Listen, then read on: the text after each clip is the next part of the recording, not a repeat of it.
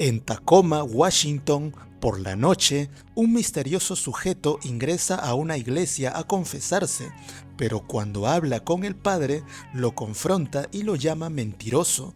El cura no sabe a qué se refiere y cuando sale a dialogar con él, es golpeado en la cabeza.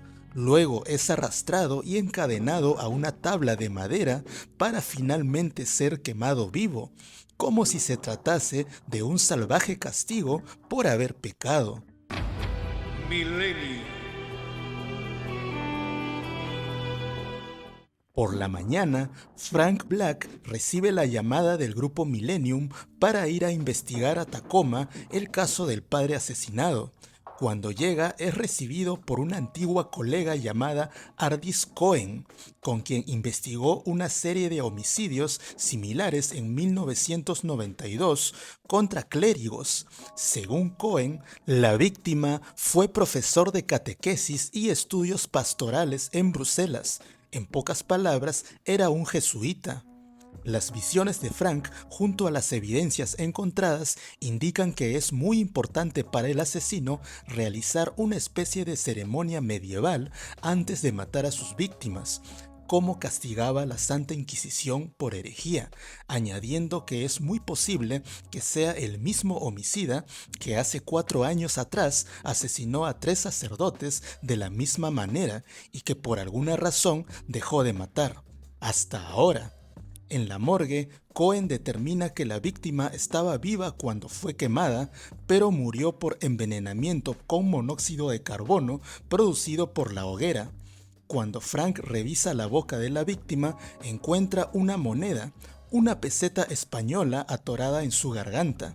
Frank cree que el asesino refinó su modus operandi añadiendo este nuevo simbolismo a sus asesinatos, mientras que Cohen decide llevar la moneda a examinar para conseguir una huella. Más tarde, Frank se encuentra con un clérigo amigo de la víctima, con quien conversa sobre el verdadero significado de la fe. El padre menciona que hay personas que esperan que la fe llene un vacío en sus vidas y cuando no logran hacerlo, culpan a los sacerdotes, añadiendo que la fe verdadera ha ayudado a encontrar el camino correcto a mucha gente. Frank le confiesa que está falto de fe y que prefiere invertir su tiempo en atrapar al asesino. Cohen le envía a Frank más información sobre el caso con fotos de las víctimas anteriores, donde Frank encuentra la palabra sermo generalis, que según un libro era una palabra que la Santa Inquisición colocaba en las tablas donde ataban a los condenados por herejía para quemarlos si no se arrepentían de sus pecados. Por otro lado, en un campo de golf, un ex reverendo es interceptado por el asesino, quien le hace una pregunta trivial y el hombre le miente. El asesino le dice que cumplió sus votos y fue obediente, increpándole que su postura de reverendo fue solo un trabajo para él, una mentira. Luego coge un palo de golf y con engaños lo golpea, dejándolo inconsciente. En casa, Frank juega con su hija Jordan y la niña le pregunta, ¿a dónde se van los seres vivos cuando mueren? Frank le dice que algunos creen que las almas se van a otra casa. La niña le pregunta si Dios vive en esa casa y si él cree en eso. Frank duda en su respuesta, pero le dice que sí. Frank recibe un mensaje de Cohen donde le informa de un nuevo homicidio, con fotos donde se ve el cuerpo de la víctima atado a un madero, pero esta vez sumergido en el agua. Al día siguiente, Cohen le dice que la víctima era un exministro presbiteriano, un protestante. El proceso inicial fue el mismo, un golpe en la cabeza, solo que esta vez la víctima fue ahogada. Frank le dice que eso representa otro método de tortura para los herejes según la Inquisición, el sermo generalis. El asesino tomó su tiempo para observar a la víctima y planear la ceremonia. Frank indica que la moneda en la boca y su cambio de método no son un mensaje, solo representan su propia satisfacción, volviéndose más preciso. Tal vez conocía a esos hombres y fue miembro de su congregación. Cohen le informa que encontraron en el estómago de la víctima una sortija de bodas. Luego, las visiones de Frank le revelan que la víctima se atragantó con algo que no pudo tragar y que el asesino pasó por alto. Así que buscan a orillas del lago y encuentran una sortija de compromiso con las iniciales JMM, que creen pertenecen al asesino. En otro lugar, vemos al homicida, quien tiene cicatrices de quemaduras en el brazo. Coloca un pequeño vestido de niña en una mesa junto a un cuadro roto con una foto de él, su esposa y su pequeña hija. Luego coge un cuchillo y se corta la mano para derramar su sangre sobre los objetos. Por otro lado, Cohen analiza la procedencia del anillo, pero no logra tener resultados favorables. En eso llega información de un posible sospechoso recién llegado a esa ciudad, con antecedentes y que su nombre coincide con las iniciales del anillo. Así que los agentes se apresuran para atraparlo, pero resulta ser el hombre equivocado. Más tarde, en una iglesia cercana, la secretaria del lugar observa en la oficina muchos documentos tirados en el piso. En eso aparece el asesino y la golpea en la cabeza, dejándola inconsciente. Al día siguiente, los agentes investigan el lugar y observan todo el desorden.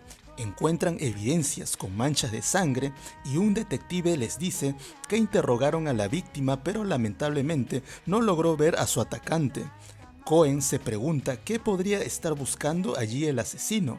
Frank le dice que tal vez algo muy importante como para viajar desde tan lejos. Luego, cuando observa a unos niños cantando alabanzas, Frank le dice: ya sé lo que está haciendo el asesino. No está matando hombres, está matando fe. No llegó tan lejos por accidente, sabe quiénes son sus víctimas y estuvo buscando una dirección y domicilio de la siguiente. En otro lugar, vemos al asesino alistándose para salir de cacería. En eso, un hombre toca su puerta llevándole un recibo a nombre de la señora Calloway. El asesino le dice que la señora era su esposa y está muerta, así que le da dinero para que olvide el asunto, no sin antes preguntarle por el paradero del reverendo Jack Hartnett, su próxima víctima. Los agentes investigan una huella dejada por el asesino.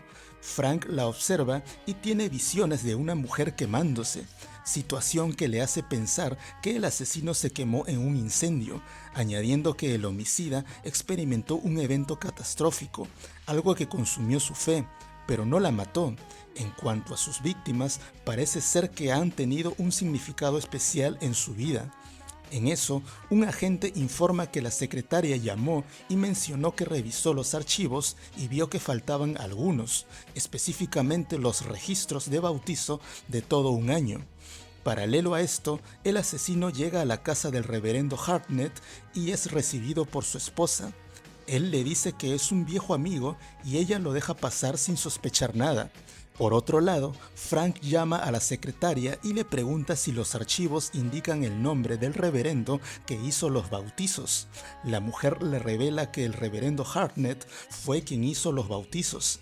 Al instante, Frank llama a la casa del reverendo y le dice que no deje pasar a nadie, pero Hartnett le revela que ya dejó pasar al asesino, quien prepara un castigo especial para él, calentando sus herramientas de tortura al rojo vivo para evitar derramar sangre, como lo hacía la Santa Inquisición. Sin embargo, cuando los agentes llegan a la casa del reverendo, el hombre ya había sido asesinado y el homicida escapó impunemente. En las oficinas, Cohen siente frustración por no poder haber evitado el homicidio, tomándolo muy personal a pesar de no ser creyente. Le pregunta a Frank si su familia profesa alguna religión, pero él le responde que no, añadiendo que la fe es como un álbum de fotos en el armario.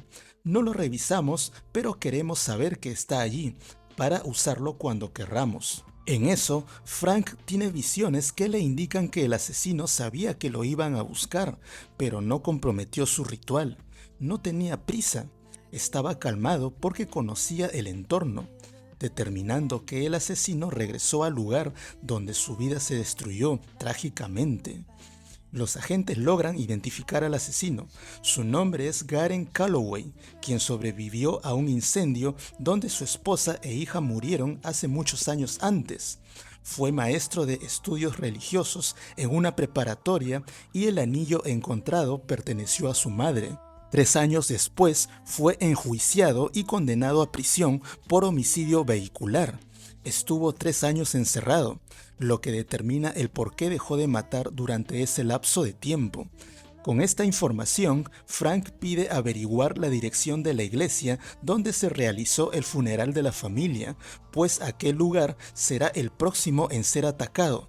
Sin embargo, Calloway llega primero a esa iglesia y amenaza a todos con un arma, tomándolos como rehenes.